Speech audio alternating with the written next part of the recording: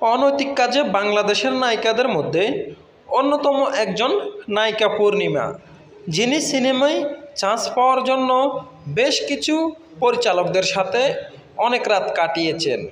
দীর্ঘদিন অনৈতিক কাজের সাথে জড়িয়ে থাকা পূর্ণিমার বেশ কিছু ভিডিও ভাইরাল হয়েছে। কেবল সিনেমার নাচ গান কিংবা ভিডিওতে নয়, বাস্তব জীবনে বেশ অনৈতিক কাজে যুক্ত থাকায় সমালোচনার মধ্যে পড়েছেন নায়িকা পূর্ণিমা। চলুন আবার এই নায়িকার পরিচয় জানা যাক।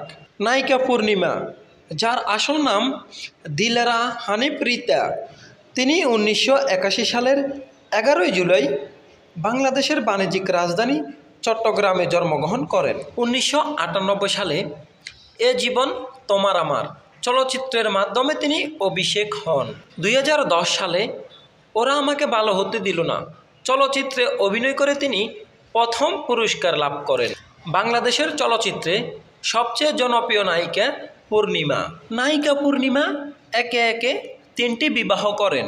প্রথম বিবাহ মোস্তাক কিবরিয়াকে এবং দ্বিতীয় বিবাহ করেন আহমদ জামালকে এবং তৃতীয় বিবাহ করেন আশফাকুর রহমান রবিনকে। সব মিলিয়ে নায়িকা পূর্ণিমার জীবন বেশ ভালোভাবেই কাটছে। সম্মানিত ভিউয়ার্স, নিত্য নতুন সকল তথ্য পেতে চ্যানেলটি সাবস্ক্রাইব করে পাশে থাকুন। ধন্যবাদ।